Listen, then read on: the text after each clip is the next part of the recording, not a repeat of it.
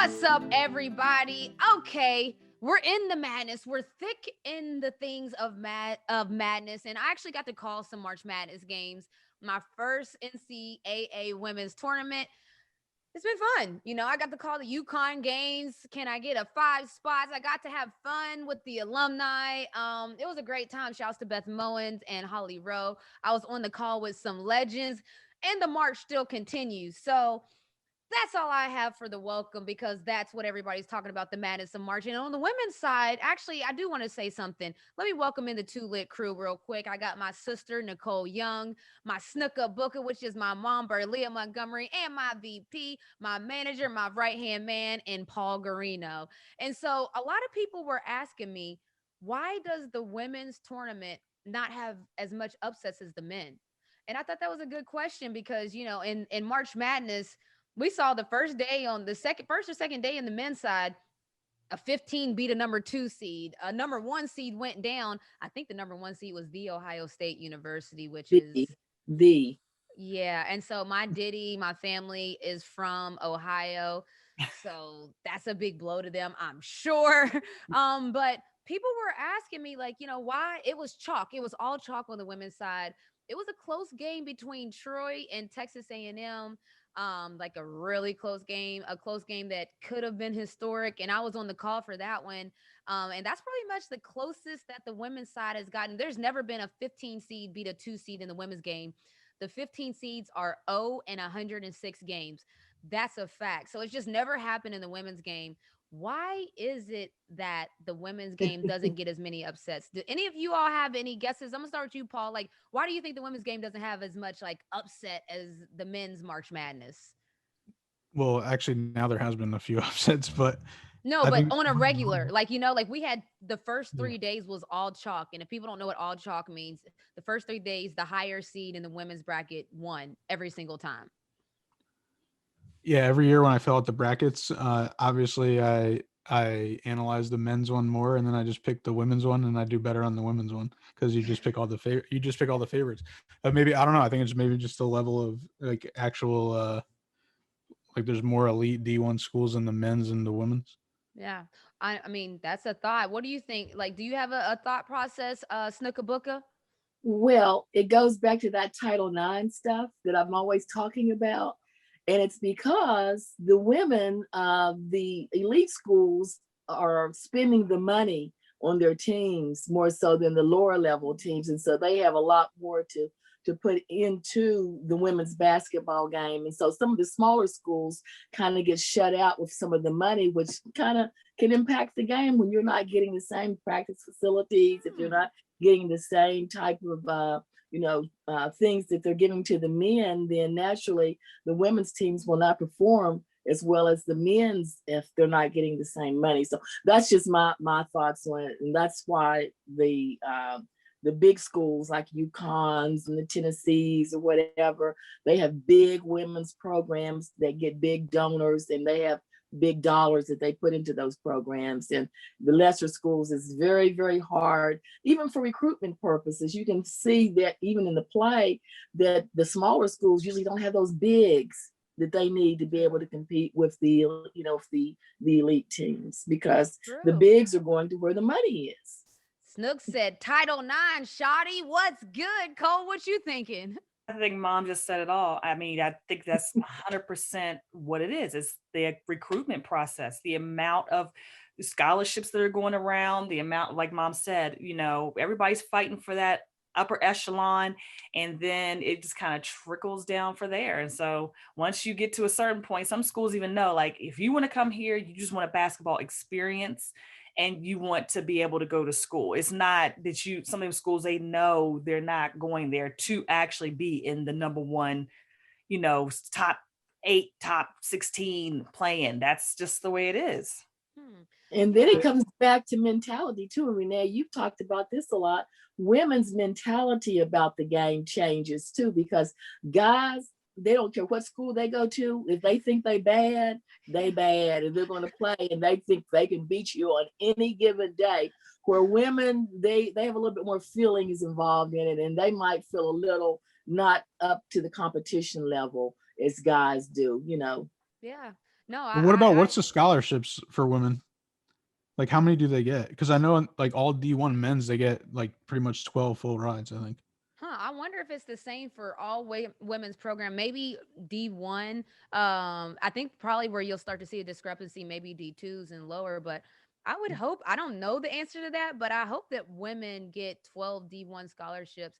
I Yeah. don't know. Like I But really don't even and know the the answer. recruiting for the women's is I guess you'd say kind of harder because you're recruiting them for 4 years versus probably like 0 to 4 One, women. yeah, Yeah. 0 to 1 to 4. No, I mean, that's true. that's very true. I didn't think about So that. Mhm. Yeah. so my Mhm. thoughts on it are that with Nike, they do a thing called game growers. They have herd time to play. There's different programs put in place because at the age of 13, women have a dramatic drop off when it comes to Mhm. continue to play sports. There's stats that prove that. Like it's dramatic. Mhm. At the age of 13 for girls, you can assume that they start getting into other things. They start getting Mhm. into maybe social media more. They want to hang out with their friends, probably boyfriends. And with guys, it really is different in the sense of guys, they might have themselves a girlfriend, but they're worried about their sport and different things of that nature. And that's their focus. I think that drop off dramatically affects the talent pool. So then you Good. have a lot of women, like a lot of girls that are stopping to play that we don't know. They could have been the next Maya Moore. We don't really know, but they maybe not were that interested in it. Sometimes maybe their school program, to Snook's point, in high school, maybe their school program isn't that great. So they're not really that into it. You might have had jerseys and uniforms that are 50 years old. That's a real thing. That was like me in high school. But maybe there's a lot of different factors that go into it. But Yeah. it's true that the women's game, we just don't have as many upsets in March Madness as the men's games. And I just realized that in the open, I forgot to mention. Look at here, look at here, look at what we announced. 2021 virtual events have been announced for my foundation, the Renee Montgomery Foundation. It's exciting. We have some pretty big sponsors that are coming on board. We haven't announced the sponsors yet, but we have a NBA 2K tournament, we have a Madden tournament, we have a coding camp, we have a career day, and then we have an MEM camp. All of the events are virtual. We're trying to be sensitive to the climate that we're in. And when you make an event virtual, it opens it up to a lot more people that may not just be in this area. If you notice anything about all these events, they have a tech gaming focus. And if you I talked about it at lengths in my TED talk where I feel like everything is moving toward this explosive tech field. I don't feel like our youth get introduced to all the different type of jobs. Like I know a lot of kids love gaming. I know they're like gamers. Well, now you can be a professional gamer, not only just streaming, but NBA 2K has a whole league that all the NBA teams have their own team. The NBA teams support their gaming league. So you could be a professional NBA 2K gamer. I have a friend, shouts to OG King Kurt. OG, You OG. know it. Shouts to OG King Kurt. He's a coach of the Brooklyn Nets gaming team. Like, this is what I'm saying. There's real job. That's his real job, to coach gamers to game better. That's his real job. And I just want to make sure that kids understand all the different avenues available to them. We know coding and all of that is going to be a big deal. So we'll be releasing a time when the dates will be, the signups, when the sponsors will be there. Shouts to Paul and Cole that got all this together. That's my squad. But yeah, we're excited because we're not going to let the pandemic hold us back. Okay. So we're going to pick things back up and keep it moving. I know y'all see this right here, too, by the way. This is my like NBA top shot type of deal. Shouts to HG, man, my crew, the Heartland group. They get me all the way together with the graphics and everything on the show. So just wanted to show them some love because they're killing it. Look at that. They are killing it.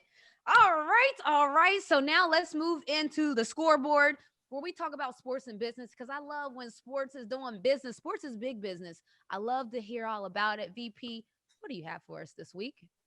All right, two major broadcasting deals. The NFL did a deal. It's like, I think it's like pretty much like with all the like major networks, and each year, I think it's, yeah, each year a different network gets a Super Bowl, and so basically it was like a $250 million deal.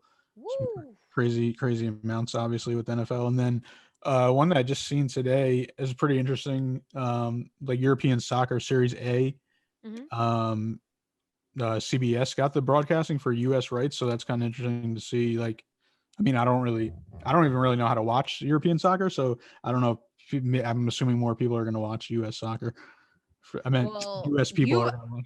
I Yeah. mean, yeah, international soccer is way Yeah. bigger. I mean, if you don't know about soccer, those international ball clubs like Madrid, LeBron bought into a ball Liverpool. club. Which one? Liverpool. Liverpool. Yeah, those I played overseas for 10 years and let me tell you, there's no those fans are different, okay? Yeah. I mean, like they are ready to die over their team, and I'm not even exaggerating. Like they are ready to put it all out there for their soccer clubs. It's a different type of fandom. You know, I Atlanta United honestly has a really great fan base. Like their fan base, when you go in there, I've been in there for a game. It has that same international feel of fan base because they're into it. They're loud. They're like these they're all about it. And for me, that's like the dream. Like literally, like as an athlete, to be able to run out of the tunnel and hear all kinds of fans in the crowd, like that's what every athlete, you know, we all talk about it. Like you run up, the crowd goes wild. Like that's what you say when you're young. And so the soccer fans internationally have it. But what do you guys think about now? CBS is going to be streaming some games right here in the US. I think CBS is smart. I think they're whoever had this idea and whoever executed it was a genius. Yeah. It was a Yeah. genius. It's big business. Yeah, so they got it for 3 years at $75 million per year, and I mean that's obviously a lot, but it doesn't really. That seems cheap to me. Yeah, I mean, that's yeah. not even a NBA player's contract. I mean, if you just think about it in those terms, NBA players are making 200 million easy. You know, 220 is the max, but there's players that are making anywhere from 70 to 200 million. So if you think about it like that, and you get to put on a whole season for the international soccer, And if you guys didn't know, that's the league that has Ronaldo, Cristiano Ronaldo. yeah, that look So at y'all. That's the league, and if y'all he's don't know the number one of everybody. of everybody, I even know that one. I even know Why, that. you like him, Cole? No, it's just that actually the kids are playing advancing to like FIFA. And so so he was playing FIFA, and that's people hearing about this FIFA person on the new games or whatever they're gonna do. And I was just like, okay. So I keep hearing the name. Oh, speaking of FIFA, I don't know. I don't think it's not with FIFA. I think it's actually with EA. But Tiger Woods has a game coming out now. And I don't know if people know, but Tiger Woods game used to be like the biggest game out when it came to golf because it's Tiger Woods, y'all. Well, now he's re-entering the gaming world and he's coming out with his own game again. I heard that he has a lot of creative, like he was in a lot of the creative process as he was in the past. So if you liked his game in the past, I think he's going to have a dope game in the future. What do you think about that, Snuka Booka? Everything's wonderful. You know, I think that, you know, sports a few years ago, maybe 3, 4, 5 years ago, it seems like sports was going like down, you know, as far as viewership, attendance at games, and things of that nature. So, and that's very sad because, you know, sports have been in a part of our society for so long, and for, you know, to see, you know, football, you know, kind of dying a little bit, you know, just all kinds of crazy things going. There was kind of negative aspects of sports. To see it, you know, being picked up with new leagues and things of that nature, I think it's wonderful. I agree. I feel like sports, you know, for whatever reason, it wasn't booming. Like business wasn't necessarily booming, but now when we do our scoreboard every week, there's some booming business happening. And so for me, obviously being an athlete is lit, baby. What else you got next, VP? So correction on the NFL deal, it was actually $113 billion, and the 250 million is for the data for like the gambling sites. That's how much they have to. I was thinking that was low because when you say 250 mil, like I said, there's NBA players that have a $220 million contract. So if you're buying the rights to anything that that's just for the data. League, how about that? That's just for the data. It's for the date. Wow. Yeah. Big business. Yeah. All right. So this one's pretty interesting. Little Caesars Pizza wants to get the naming rights to your living room. What? So fans in Canada could sign a contract with them, and their whole living room will be Little Caesars hockey affiliated NHL out. And so does this mean that like if you were to stream from your living room or stream from your house now, it's sponsored by Little Caesars? Yeah. Wow. Wonderful. Wow. And I love Little Caesars. They did a good. Well, no, not necessarily. You know, I eat their pizza. As a matter of fact, my grandkids eat it at least once a week or twice a week. But I like the Little Caesar owner for what he did for Rosa Parks. Tell us about it, Snook and Booker. Say that real quick. Okay, so Rosa Parks was beat up in Detroit. She lived in Detroit, and she was beaten, and her apartment was robbed. And the owner of Little Caesars, I think he recently passed away. Maybe I might not have that right, but anyway, he saw that she was in dire need, and for at least 13 or 14 years, he put her up in a condo, a new apartment that was in a safe neighborhood, so she could live with peace of mind. And I think that, and he never even mentioned it, never even tried to get any, acclamations about it or anything. He just did it because out of the goodness of his heart. Okay, Little Caesars all right by me. After that, like Little Caesars, Yes, you can't have my living room, Little Caesars, because then you would have to sponsor the pod. They're gonna get Snook's living room. Right. You might get Snook set up and it's very sophisticated. Well, they said it's for people in Canada, so I guess it hasn't made it here to the US. But Cole, would you offer up your living room to Little Caesars Pizza? I would think about it. I don't want to say yeah or nay. I got to hear what's going to go on with it, but we can see. It's all orange. If you didn't. Oh no! I can't do that. That changes it. I can't walk into it completely orange every day. That would but could you walk into a completely orange every day if they were paying you like $1,000 a month to do it? Absolutely. Absolutely. I would walk in, I would wear orange. They say we only want you to wear orange in this orange room. I'm like, okay, got you. This is very innovative. I'm telling you, because the reasons I'm asking Cole this, can you imagine? Everybody wants a little side hustle. Everybody's always trying to figure out a side hustle, some multiple streams of income. Little Caesars talking about let me brand your living room and I'm gonna pay you. They just want a piece of your real estate. That's fine. They can have it for that much, $4,000 a month. They can own that living room. It's theirs. See, I'm opposed to it because of the pizza, though. Oh, you don't. Oh, so Paul, you're not a huge fan of the actual pizza? Never had it, but I don't know. I'm not. What? We got real pizza. I know that you guys have great pizza. I don't do the chains. Excuse me. Okay. He's hot. He's fancy. Look at just Connecticut and visit Paul so he can buy some good I'll buy you some pizza. The party. This is a great time. The parties. Send more pizza. Oh my God. Little Caesars, no, not for nothing. Like Little Caesars, this is genius. I feel like there's going to be a lot of yeses. Call my sister Cole when you make it to the US. What else we got, VP? Oh, don't forget me. Call me too. Okay, I'll take Own a friend. Listen, Little Caesars, you're onto something here. Half of the Too Lit crew is down.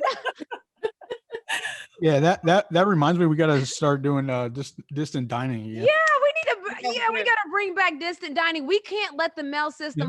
Maybe I have to try Little Caesars now. That would be great. That's it. That's gonna be our next distant dining. It's gonna be Little Caesars. What's your flavor? Tell me what's your flavor. Ooh. What you got, VP? What you got?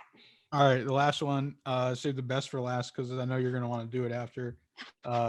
Mark Cuban is making Mavericks NFTs, and they're called Mav Punks. And then I'm assuming he's doing it with the CryptoPunk people. And then the tweet below it was he bought the CEO of, I don't know what he is, but he bought one for $15,000 in 2018 and just sold it last week for $7.5 million. Do y'all hear these numbers? Like, it actually makes me physically ill. Why weren't we hip? They bought it for $15,000 and sold for $7.5 million. Is that what we're talking about here? But I mean, we wouldn't buy none for $15,000.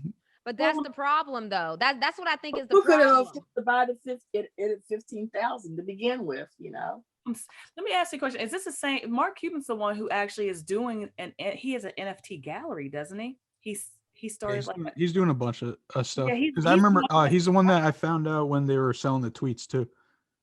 Oh, yeah. wow. Mark Cuban, I want to be friends. Oh, sorry. I just thought I would say that because I'm like, honestly, first of all, I'm a huge fan of Shark Tank. He's one of my favorite investors. It would be hard to turn down a deal from Mark Cuban. But Yes. not only that, he's so into the tech space and he's so advanced. Like, they accept cryptocurrency for the Dallas Mavs. Like, if you want to buy a ticket, you can buy it. Like, you can use Bitcoin to buy a Dallas Maverick ticket. I think that's so smart. I feel like we need to start getting into the tech space here in Atlanta. So, Mark Cuban, we want to be friends. Call me. Hello, I'm trying to get into tech. We have all kinds of events. This is what we're doing. I do want to do it. Like, you see how Paul knows me very well, because now as soon as we get off of here, I'm gonna be texting him about, okay, so how do we go crypto punk? Like, what's up? Like, how do we get there? I How do we get there? like, yeah, like I want to figure Sign this us all out. What'd you say, Snook? I said, sign us all up. Right. Sign us all up. What, like, see, so I can remember, I want to ask you two something, because remember when we very first brought up these NFTs and these top shots, and we asked you guys about, like, what do you think about this stuff? What do you think about it now, Cole? It's amazing that people are paying this much for something they will never, ever touch. Never, ever touch. You will never, ever virtually touch any of this stuff. Maybe he will, though. No, okay, well, we're not there yet. And they're paying $15,000 for stuff that is literally you downloaded on a stick. I'm still. Has any of your friends talked to you about this? Mom? Who are you No, talking either to? one of you. Either one of y'all. Oh. Has No, it reached y'all's friends friends. group chats yet? No, not my friends group chat. Oh, we're still early. You're early. My people are not. They're not looking to buy stuff. Like I even with Vance, and he goes, "Hey, Ma, can I get some V-Bucks?" And I'm like, well, what are we getting for the V-Bucks? What's We're the getting a V-Bucks? skin. Oh yeah, so that's the best way to explain it. Like Vance is already doing it. Yeah, That's he's already crazy. Think about that, Cole. Your son is already doing it. I already told y'all. By the time Vance gets 16, he's going to be teleporting in and out this house. We already know. Well, y'all are talking about it hasn't reached your group chat. Snook, has it reached your group chat? I just didn't. Oh, no, it hasn't.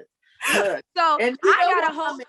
Everybody on this, all the Two Lit crew know where I'm at as far as tech is concerned.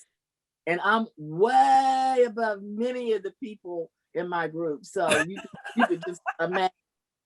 Wait, can you guys this week, and whichever one has the most friends in the group chat, say, have you guys heard of, spell out non-fungible token? Oh yes, we want you guys to text your friends and say, "Hey, have you heard about this non-fungible tokens?" And then Snook, maybe you ask, "Hey, have you gotten your NBA Top Shot yet?" I want to see. Ask Mark. Can you ask Miss Marty if she's gotten a Top Shot yet, please? And Cole, ask your crew, Jenny, any of them. Ask them. Yeah, ask them. Because I want to see, because this is really crazy. It's like a whole nother private world. I mean, I'm not gonna lie, not a lot of my friends know about it either. So it's crazy because, like, I'm in a whole group chat. The group chat is called Top Shot Boys. And again, I have told them that I am a woman.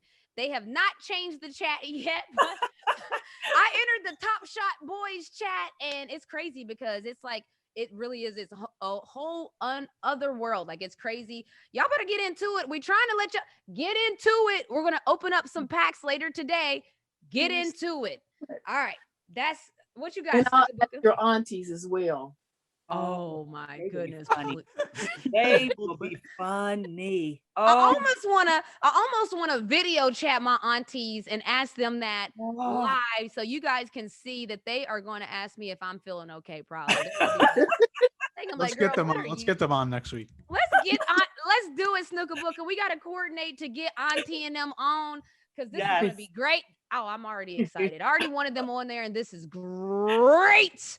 All right. So moving on to Remotely One-on-One. And this week we have soccer, baby. Soccer season's coming up soon, but we have a soccer player, Meghan Klingenberg, and she was part of that 2015 FIFA World Cup champions. That group went on to meet Obama. It was historic. Google it if you haven't. She was also a member of the 2017 NWSL champs. It was the Portland Thorns, I believe, on that team. And then she does a little bit of everything. She's killed it in college, killing it in the pros, but she also has her own clothing brand. It's a lifestyle brand. Get into it. Okay, so Meghan, I kind of want to start all the way at the beginning and work our way to now. Born in Pittsburgh, you've been a winner since the beginning. You started doing the USA national team because I was doing the same. You started at under 16. You went all the way to under 23. What was it like being basically really good young? I wasn't really good young. I was really bad. Like, if I we're like gonna that. talk, But so why? Tell me when you noticed you started to get better then. yeah, so I was like really bad. Like, my parents were embarrassed bad when I first started, like 6 years old on the soccer field, and I used to like run over there. They tell me the story that I would run over there and be like, "Mom, is it okay if I like stick to softball?" She's like, "Totally, totally fine." That's how bad I was, okay? And but I've always been like the type of kid, and I still refer to myself that way because that's what it feels like. That like loves the struggle, the work, and so to me, like, I was just having fun with my friends out there, and I think when I stopped worrying about being good or bad, then I could just see myself become like the player and the athlete that I was in all the other sports. And so it was more, I don't think there was any like one time where I was like, she got it. It was more of like, wow, this is really fun. I'm having a blast. And then as I'm having so much fun, I think that's when it started to click.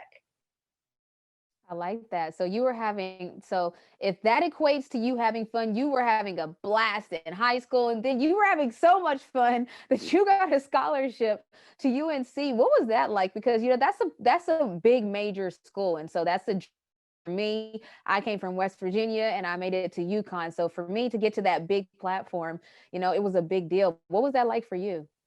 Yeah, UConn and UNC are kind of like the top of the pinnacle when it comes to collegiate sports. And Yep. I wanted to go there since I was 9, and my mom, well, when I was little, there was no, I don't know how it was for you, but there was no pro league at all. Same.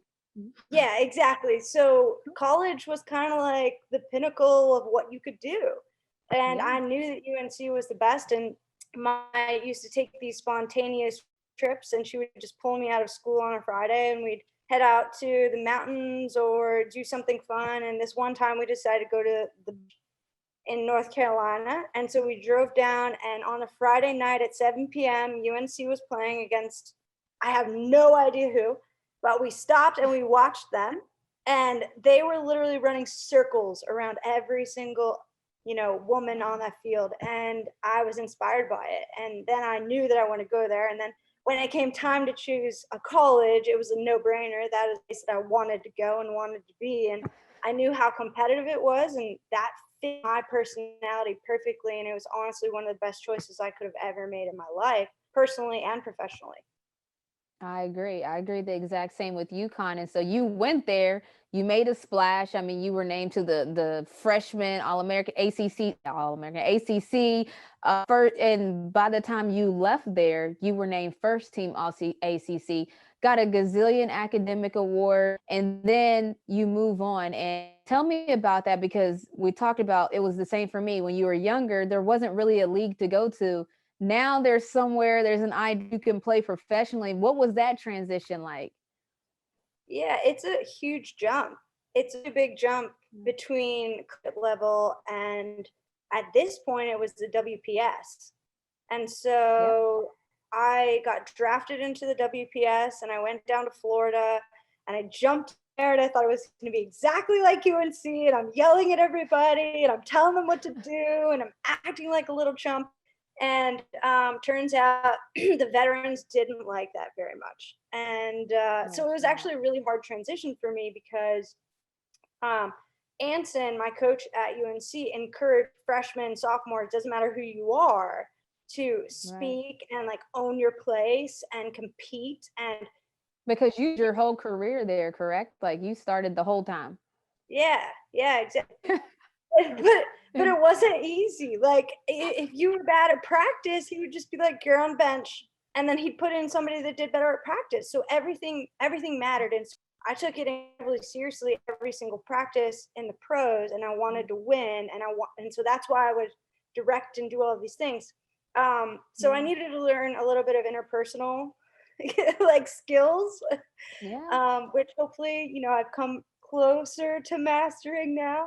But it was a big jump, and it was difficult, and it was a really big learning experience. And I had a lot of failures at that time, which I don't really like to call them failures because I just think of their learning opportunities. Like what? Like what happened during that period?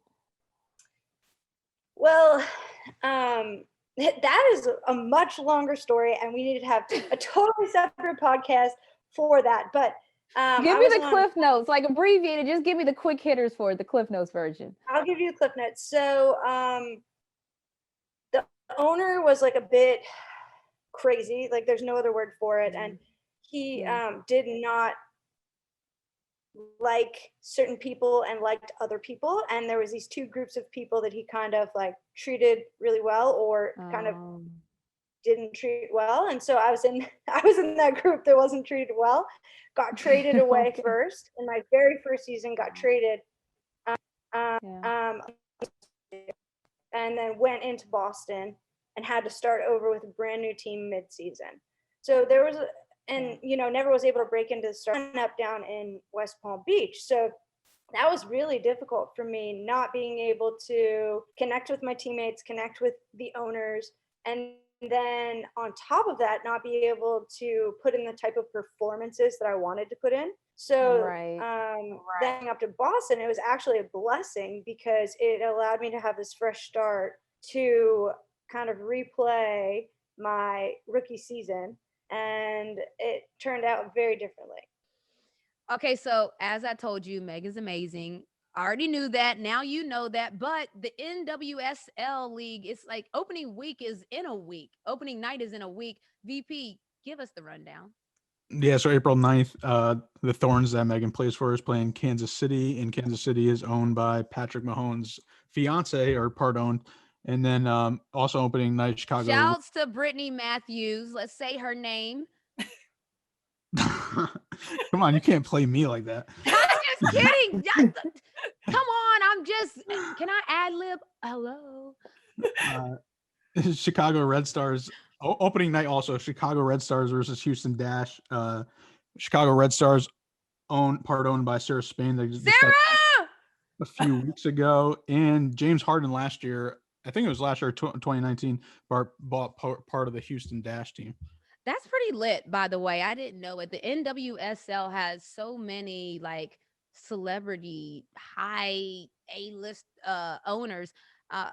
James Harden, Lily Singh, Candace Parker, Naomi Osaka, Serena Williams. Like, now that I just like, the NWSL is killing it. I mean, we already knew it, but in case you didn't know it, they're killing it. So opening night is coming up. You see, I got my squad on. Okay, I know you see it. What's going on here? This is the Portland Thorns, in case people didn't know. So our team is suiting up on opening night because we're all fans. And speaking of ATL, what's good? Like the colors are already here. I like the red and black or whatever, but Atlanta probably needs a soccer team. I feel like Atlanta's a city, one of those big cities that has to have every sport. And women's soccer is a big sport. We need it. What y'all thinking? What y'all feeling? Y'all want to be, do we want to like, hello, Tulip Crew ownership status? What's up? Like, well, I think that it's good to get in on the ground floor. I think that's what's happening. Since it's kind of new, everybody's saying, okay, ownership's out there. So let me just get in here on the ground floor where it might be a little bit less harmful to my pocketbook. And it might grow my pocketbook to where I can't really carry it. So Hey, Snookabuka has her investor cap on. The NWSL actually exploded. And just a little bit of history for people. So there was a big discrepancy in pay when it came to the U.S. women's national soccer team and the U.S. men's national soccer team. The craziest part that's not so crazy, because now that the NCAA stuff happened, the women's team was actually killing it and winning, and they were making a dramatic difference less than the men's squad. So they used their voices. Let's talk about it. We got something to say. And folks were listening. They actually took it to court. It was, well, if you heard Meghan, you know this already, but it was a big deal, long story short. And now business is booming, baby. You see, folks are on board. Cole, what you thinking? I'm thinking all that going to court and then flowing over need to flow over to women's basketball. Hello, somebody. Hello, somebody. I like that, Cole. But you know what? It's interesting time now because like people are very aware. You know, like I can remember I told you in 2009, I'm sure our swag bags was nothing compared to the men's champions of 2009. I'm sure it's been a thing consistently, but now people seem to care. People, it's like now there's no excuses anymore. Before it used to be like, oh yeah, the men probably make more, and oh yeah, it's a money thing, and oh, you don't sell jerseys, and oh, y'all aren't selling tickets to your. There's so many things people love to tell us about women's sports, and we're like, okay, yeah. Anyways, let's get it together. And so women's soccer got it all the way together. So shouts to them. All right. So moving on to Snookabuka segment, Remote Roots. And this is where she educates us on everything. Culture us heathen Snookabuka. What you got for us this week? Well, since this is the last show of the month for Women's International History Month, I thought I might kind of do a recap for the month. And I'd like to kind of pair it up with points of time in my life since it's roots. And so, you know, I talk a lot about Fannie Pearl. So I'd like to talk a little bit about and compare Fannie Pearl's birth year in the 1900s to my birth year in the 1950s to my children's birth month in the 1980s to the present. And so I want to look at some social issues, and then the thing that always interests most people is the money, how the money show me the money for the time. And so, as I've said before, I'm a little upset with myself because when my grandmother was living, she'd tell you about anything. You could ask her any kind of question. She always had an answer. And sometimes you might not have understood what she was talking about, but she always gave you her point of view. And so I wish I had had some of these questions for her that I have now. So when I was researching the 1900s, I found that one of the issues during that time for women were they were working to gain voting rights. And so, you know, in 1920, I guess right when she was turning 19 years old, women gained the right to vote. Now, I don't know if she was one who was able to vote then because minority women didn't get that right until later on. Okay, they worked for broad-based economic equality, for social reforms, and from 1880 to 1910, the women in the U.S., their employment, they were 2.6 to 7.8 million were employed during that period of time. Wow. Women's clubs across the nation promoted better schools, regulation of child labor, women in unions, and liquor prohibition. Okay. So that things that they were fighting for back in the 1900s. And not all women believed in sex equality. They thought it was a challenge to their traditional roles, and they were as threatened as the men by the changing roles of women. Some women even believed that they would grow beards if they started to act like men and do men's jobs. Oh my goodness. So teaching and clerical work were the acceptable jobs for women, and only 7% of women worked outside of the home. And just to give you an idea of how they were paid, women janitors made $540 annually. Police matrons made $720 annually. So stenographers, $900 annually, compared to, now this is the only one they get a comparison to men. Women made $900 as a stenographer, and male clerks made between $900 and $1,200 for their work. In the 1900 census, the average salary was $449.80. Unskilled females made $120 annually. Annually. And African-American male laborers made $150 annually. Okay, and so and this is when women's rights started to change a little, because by 1900, every state had passed a law granting women the right to keep their own money when they did work. And where was it going before? The men, the husband. Money went to your husband. Yep, they decided what to do with the money. Oh no. Okay, sorry. Yeah, I'm sure that didn't happen in Fannie Pearl's house. Nah, Fannie Pearl wasn't playing that. She was keeping her coins. I can't see that. I'm sure it did happen in her household. And in 1920, and I'll compare that to 1950 when I was born, 47% of the college students were women. 47%. Wow. In 1958, it went down. 38% of college students were women. And that was because in the 1950s, it was viewed as the period of conformity, when both men and women observed strict gender rules and complied with society's expectations. So in other words, instead of it getting a little better for women during the 1950s, it kind of tightened up. Oh, they didn't like that 47%. We were shocked when we heard 47%. And so there was some pushback, basically, because women was getting educated and knowing what's going on. Right. And so some of their issues were they wanted to be able to vote like men, and which limited their equality. They were paid much less than men. After the insecurity of the Great Depression and then the Second World War, women became the center of American life. So the average age of marriage was 20 years old. So women went, straight from school to marriage. One household incomes, because the wife was there to prepare the meals for the husband, take care of the kids, and do that kind of thing. And so that period was called domestic containment. So in other words, like it was a disease, like there was a containment. Ooh. Okay, so many of the social expectations for women roles outside of the house were trying to change, but both men and women wanted them to kind of stay the same.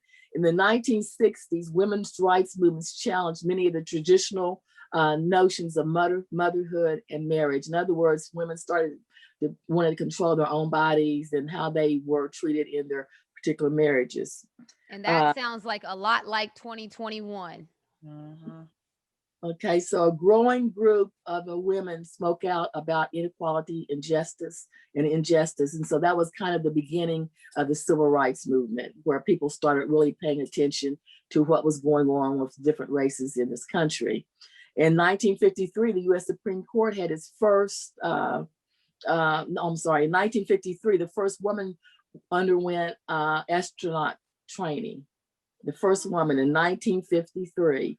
NASA canceled the program in 1963, and it wasn't until 1983 that women actually were allowed to or sent to space. Crazy.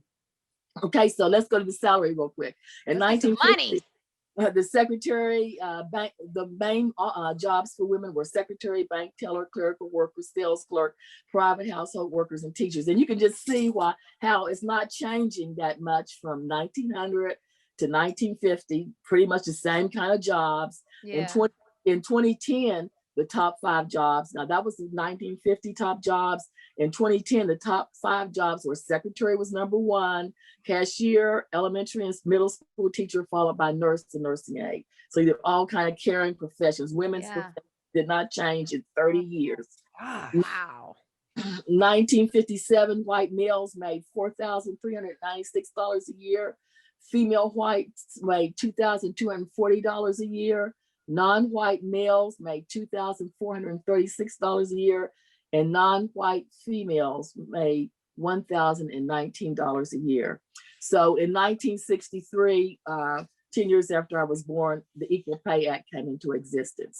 So let's move to the 1980s. That's y'all's group of people. Yeah, Cole, that's Cole's area right now. I'm 78, but I'll Yeah, take we it. know. She was I'll talking take about it. it on the phone. You want to throw me? Okay, throw me back a little bit. Okay. Okay, so in the 1980s, the main issues, again, listen to these issues: women's sexual and reproductive health, child care leave, domestic violence and violence against women, equal pay for equal work, marital law, welfare policies and education, abduction of girls, and health. So again, it's still the same issues going It's on hard for being a another woman, man. generation. It's hard being a woman. Just listen to that. Okay, so 1980, the first Republican woman in Florida was elected to the U.S. Senate. Before that, all women who were in the Senate picked up the roles of someone who had died, their father or their husband. They weren't elected to the office. Oh, In wow. 1981, Sandra Day O'Connor became the first woman to serve on the Supreme Court. Okay, there were 2 women and no blacks among the hundreds of senators of the 1999 Congress from 1985 to 1987. Mhm. The 100 women and 100 senators, I'm sorry. And the House of Representatives had 434 members, and 22 were women and 20 were blacks. Okay. Mhm. And then in 1987, the average personal income for men was $22,684. For women, it was $11,345. Literally half. Literally half. That year, Gotta work. 56% of American women were in the workforce. In 1985, nearly 60% of Americans were paid hourly, and the median hourly rate for men was $7.45. For women, it was $5.26. Crazy. Okay, Let's fast forward. Okay, so 5 things you won't believe that women couldn't do in 1980. Okay. Women could not be covered by health insurance under maternity leave at many companies. And so you couldn't even get maternity leave then. Women could not sue for pay discrimination after 6 months. In other words, if they hired you and you accepted the cost or the pay that they want to pay you, you had no recourse, even if you found out men were being paid more for the same job. Wow. Married women could not accuse their husbands of rape in almost every state. Okay, women couldn't get a PhD in women's studies. The PhD. I know you lying. Wait a minute. Women couldn't get a PhD in women's studies. Okay, the first PhD program in women's history was at the University of Wisconsin in 1980, and in women's studies in Emory in 1990. Wow. And then naturally, women couldn't serve in combat roles in the military. Okay, in 1979, the first year which comparable earnings data was available, women earned 62% of what men earned. 62%. Wow. So now let's jump to 2021. Yes, and we let's all know what the fast issues forward. are. Let's get it. Okay, so the issues are reproductive rights and justice, same as before. Economic justice, same as before. Ending violence against women continues on. Racial injustice, same thing. LGBTQIA plus rights and constitutional equality, which goes along with voting. So same things, just warmed over in 2021. In 2012, women made about 81% of the median earnings of males for the time, wage, and salary workers, which was $854. In 2021, women earned 82 cents for every dollar a man earned. 2021. I just want to make sure we're talking about 2021, right? Or 2020. 2021. Come on now, people. 82% of every dollar that men made. In one study, among the sample, the median salary for men is roughly 18% higher than the median salary for women, except in sports. I think it's a lot different. Yeah, definitely. Okay, and due to COVID, a lot of the things that women, and that's why they say we're the workers who are required, is because COVID changed a lot of roles for women in 2019 and 2020. So we're digressing. Our statistics will look a lot different in the next couple of years because of COVID, what it did to the workforce. Yeah. So my take from that is that there's been a lot of time that has passed, but not necessarily a lot has changed when it comes to it's hard being a woman. Like, I don't know. I think someone said this recently, but like, if you think about the things that women have to do on top of doing their job, like, guys go do their job. That's And their main focus. that's all we're looking for them to do. That's all they're looking for them to do. But Cole, you're a working mom. Tell us about all the things that you have to do on top of doing your job. So it comes to just the most simple of things. And I mean, it's not so much the man's he didn't do anything wrong. It's just how society has nurtured them to do it. And my case in point is, even with homeschooling, the virtual schooling, well, that's not any different than what the mothers were doing when the kids were in school. Because when the kids were sick, the first person they call is the mother. They don't call the father. If something was missing or something is needed, the mother automatically does it. And she had to go to work, and she had to make sure someone was picking up the kids, and she had to make sure all shot records and all that. So it's just something that women naturally take over. But I mean, even now, like, my son needs a dentist appointment. My husband probably doesn't even know who our dentist is. I mean, to be honest with you. No, but that's real. Yeah, because that's something that I am like, it's almost, I'm required to know. So it hasn't changed. And what mom is saying is that basically we make some steps forward, and then society says, nope. And Have a seat. Tries to take us right bit. back. Yeah, exactly. I'm telling you what.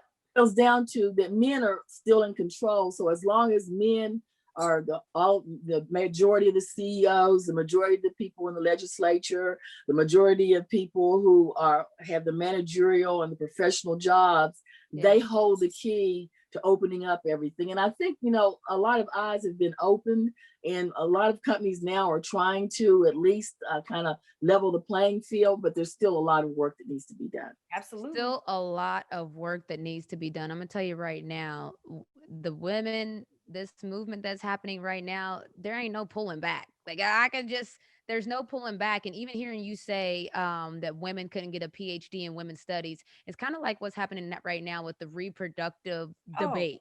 I don't know what the debate's about, but I know a lot of men are joining in on the debate. Sounds crazy. It's just crazy. But this is, like I said, and this is not anything against men. This is the fact that we're just saying women are very capable, been capable. And so there needs to be those avenues to the CEO position, to the high management position.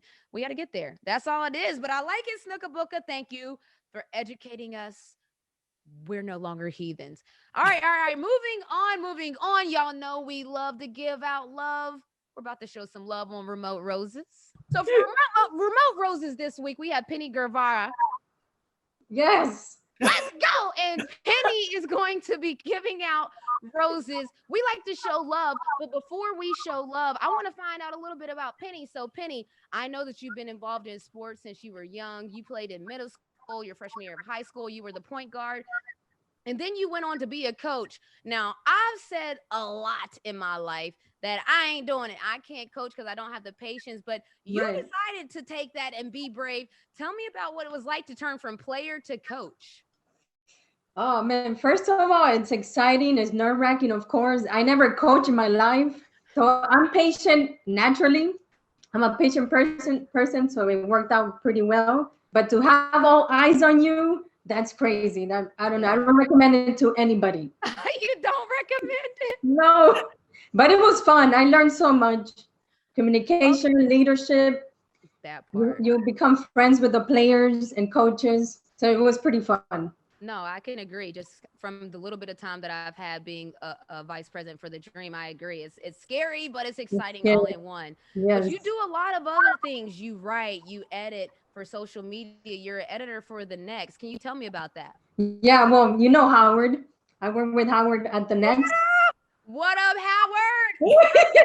I love Howard. He's a friend of the show. Yes, he's amazing to work with. He gets along with everybody. He gives everybody opportunities, even if you've been a year in the sports industry world. He gives you an opportunity, so it's great. And so tell us, what is The Next, in case people don't know. Tell us about that. It's a newsroom 24/7. So there's writers that write every day, report every day, specifically for women's basketball. I love that. So that's the thing. That's the difference. There's not a lot of places that everything they focus on is women, first of all. And then even take it to a step further, this is women's basketball that they're writing about.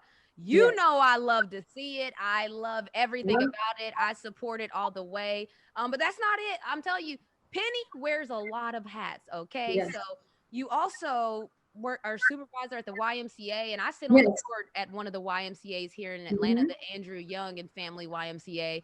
So tell me about that. Like, why the why?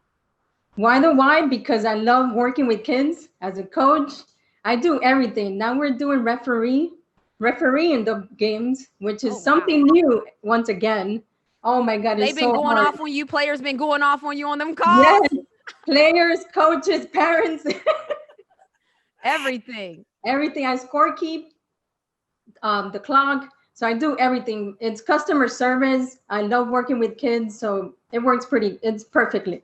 Well, just hearing you talk, I can tell how you would be great at all of those roles, honestly. So Penny, without further ado, and let me tell you, I know you watch the show. So I know because you always, and thank you for watching and your feedback every week. Like, honestly, we laugh at some of your comments. Like, oh my God, we share them in the chat. Paul will send it in the chat so that the Snook and Cole, they're hit or miss with the Twitter. Okay. So they might not get on there every day like me and Paul. So we shared in the chat. So thank you.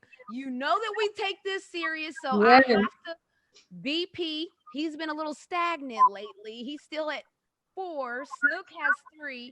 I have 3. Cole worked hard for her 1. She got that 1. She did. This is for you, Nicole. I did this for you. Yeah. This is hilarious. All right, Penny, without further ado, everybody got your little, y'all got y'all's dry erase boards. Are you ready? Okay, so this is International Women's Month. We're going to keep it with women's basketball. Okay. Nice clue. Yep. This is the first clue. She wore 2 jerseys in college. Ooh. Okay. 2 jerseys. Dang. Okay, let's go. Does anybody have any guesses yet? If not, I'm going to. Is it 2 jerseys or 2 jersey numbers? It's like the numbers. That's a good question, but she wore 2 different jerseys, 2 different colors. So it's 2 different schools. Oh. Okay. Look at Paul. His brain's like a computer. So he is computing all the players that he knows that has transferred. He's even writing something down. I'm scared. Okay, let's get hint number 2. Clue number 2. Her father and brother played baseball, professional baseball. Oh, I know it. This might be a good clue. Come on, Nicole. I'm rooting for you. Yes, Renee got it. Oh, you were too slow. No, I was trying to. Don't call it a comeback. Well, I was gonna just put diamond, but I knew. Let's go. Yes. Okay, keep giving, and shouts to Diamond. Sorry, Nicole. Like, thank you for trying. Diamond, the Shields. That's the homie, man. And I loved her message when it came out that I was going to be co-owner of the dream. Like, just love everything she's doing. Shouts to her modeling for fear of God, all of that. But let's give her more of her roses. What else do you want to tell us about Diamond the Shields? Okay, I had she has a partnership with Oakley. Oh. Yep. Paul, you knew that, VP? Because she wears glasses. Yep. Does Essence Carson's have a partnership with Oakley? I'm not sure. She wears glasses too, VP. She was with Nike, and I believe she has Nike ones. Oh my goodness. Okay. Well, there you go. What was the next hint? Okay, the next hint, I think it's gonna be pretty obvious. She has a teammate with the last name Parker. Oh, okay. That when you was going, I like that though, because that's when you was gonna make sure we knew that she didn't have to worry about all that. Okay, Penny. Oh my gosh. You didn't have to worry about all that. I got my Diamond the Shield rookie card. There you go, Okay. Paul. Yes. I want everybody. Look, we are about that women's basketball life over here. We didn't know what Penny was gonna say. VP just pulled out the card in the back, the rookie card in the back. Okay, let He me was go ahead. ready. Joe, don't mind me, guys. I'm just adding my point. She's gloating. Oh yeah. So we have a new update. Oh, It's a boy. two-way tie at the top. Can you name her dad and brother's name though? Starts with a D, of course. I know what it is. Ooh, Okay, Mr. DeShields and Son. there you go, Snoop. There you go. Papa the Shield. Papa the Shields. Yes, Penny. Penny's a friend of the show. Yes. Yes, Papa Penny. the Shield Papa the Shields. and Junior the Shields. Junior the Shield. What's their name, VP, since you know it? Yeah, The lino. the Lino. There you go. That's one name. Oh, is it a junior? That's the brother. That's the brother. The lino senior and junior. I was right. See, Mr. Cole. and Junior. Honorable the mention. Shield.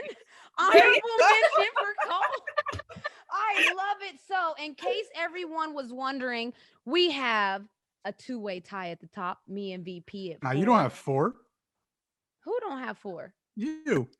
I didn't think she had 4 either. I thought she had 3. Oh, y'all trying it. Snook trying it. No. I said the scores. 4 because they took one from me. No. Snook, me and you were tied. Check the tape. I won't take this type of slander. Me and VP are at the top with 4. Snook is straggling behind, trying to catch up at 3. And then Cole, Penny was trying to do it for you, Cole. Penny, Yeah. Penny was I told you I'm terrible at this game. so good. There always has to be the one at the bottom. Cole, thank you for doing that for the two-lit crew. I'm glad I could be here. I'm glad I could be down there for you. I didn't want to be there, and you took that for me. That's a real sister right there. Oh, man. Yeah, just like those whippings she took for you when you were younger. And that's all. That's a fact. Cole would take my whoopings for me. My sisters were my keepers. That's how, look, let me just even say this too. I remember when Shay that's when she was actually working, like, I think she was working at Hardee's, and she would actually bring me food, like in the summertime when Shay and Cole would watch me. Every time when I would open up the microwave, there would be like a new fast food, because when I was younger, I didn't like to eat leftovers. I thought that they were The most ridiculous thing I ever heard in my entire existence. My mother, we just didn't eat. But Renee she can't eat leftovers. We got to make sure she has some fresh food in the house. I used to have this is real talk. I used to have this real thing about, I thought the food would go bad overnight. And so I didn't like to eat leftovers because I thought it was nasty and germy and disgusting, and I didn't want it. Like, I want it when it was cooked. And after that, everybody's seen meat when you take it out of the refrigerator, got all that fat on it, and it looks disgusting until you sizzle it back up. I had a problem with that. But You still do. I Because know. you're the one who, if you think it's close to the expiration date, it could be 3-4 days away from it's in the trash. Oh yeah, So I don't play that. you wouldn't have ate that Salisbury steak then. Oh, no, she wouldn't. I would have been knocking on Coach Ariema's door like, Coach, I'm starving. Help me. Whatever. No, but that's real talk. So my sisters, being the best sisters they are, I couldn't eat the leftovers that they were eating, and they would always bring me like some fast food. I know you guys are probably thinking that's no better, but to me, I was living like a queen. I was having McDonald's every day, and it was great. I was having you name it, Wendy's, Taco Bell, all of it. So Penny, thank you for coming. Like, this is why it's great to have friends of the show on the show, because she knows she was ready. I was ready. Love to see it. Penny, we don't have to have you back. Thank you for joining us Thank here you. at Remotely Renee. Thank you. It was an honor. Thanks, It was man. an honor. Thank you, everybody. Have a good night. All You right, too. you too. Bye. Thank you, Paul. Bye. Bye. Oh my gosh. She was great. She was great. She was Yeah. fun. That She was was really fun. so, she knew about Papa Ball and said, Papa the Shields, Penny for the win. I upgraded that to Mr. though. They call me Mr. Pig. Okay, so moving on. Wow, Penny, you were absolutely amazing, honestly. And we said it was going to happen, and it's time now. Everybody's ready for the top shot. A for the top shot. A. Everybody's ready for the top shot. A for the top shot. A. Are we ready, VP? I was actually stalling a little bit because I didn't know if he was ready, but are you ready to open it up? Yeah. Let's get it. Okay, so every week now we've been opening up top shots. Don't be having, let me make sure people can't see none of my information on there. Okay, it's okay. But we open up a top shot and then we give away one of them. So we're gonna open it up live right now. Come on, you Which guys, you one? gotta want something good for Which one me, you want? guys. Everybody. Which one you wanna do? Oh, which I one? say go with base set. Base set it is. I like that, Cole. Let's go. Let's play remotely NBA Top Shot. Let's go. All right, Paul, give me time to digest my picks. And I like to pick them. I think I want to go with the far right one to start with today, please. Let's go to the far right. This one? Yeah. Let's see here. Raptors. Let me see. Okay. I ain't mad at it. Chris Boucher. Oh, okay. I got a block shot. I don't know how many blocks I have just yet. I'll take it. What's my cereal? No, that wasn't a sexy cereal. Yep. Let's move on. Which one, Cole Snook? Which one? Middle. Yeah, I was about to Middle. say the middle too. Go ahead, middle. Let's go with the middle one. Let's see. Come on. See, these ones are because these ones are the older ones. There's only 12,000. So is that a good thing? Yeah. Okay, so The tell new us ones tell have me about it. 35,000. New ones are 35,000. Oh, so shouts to NBA Top Shot. I see what you did there. Thank So the you. middle one? Yeah, let's go middle. Oh, Pelicans. All right. Mom, Get some booty. Yes. that's a Okay. great one. Yeah. Ooh. Zion Williams. Oh, Ooh. damned it. Watch your head, boy. Okay. There's only 15,000 in That's that a one. keeper there. Now I'm telling you right now, I ain't giving that one away. I'm gonna tell you right now, I'm That's keeping Zion. That's Whoa. right. I said that's a keeper. Okay, what's last but not least? Who is that? Okay, Alec Burks. Okay, it's an assist. Let me see what he did. Did he drop a dime? Oh, Dropped a dime to a dunk.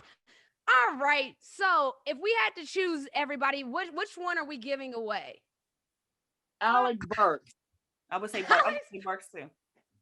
Okay, so Alex Burke can be yours. What do they have to do, VP?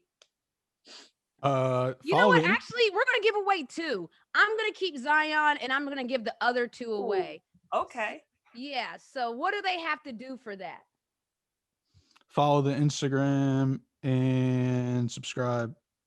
There you go. So all you have to do is what you should have already been doing. That's right. Okay, that's follow us on Instagram, follow us on Twitter, but this one's follow us on Instagram, follow us on YouTube, subscribe, whatever it's called, subscribe to YouTube, get into it. Okay, we're having fun on this show. Are we giving out to two different people or 1 to 2? 2 different people. All right, so it's 2 chances to win. That's why I was asking. So everybody, let's get it. Every week we're going to be doing this, okay? So let's get into it. We're going to be doing this. Shouts to NBA Top Shot for providing the goods. This is fun. I don't know. It's like a little game. There's something about opening up a surprise, right? Like I don't know what it is, but it's like, what if we get a card on here? I'm just going to Snook Cole VP. If we get a card on here, you know, some of the good cards, what's the highest one sold for, VP? 200,000. We had to split that amongst the crew, wouldn't we?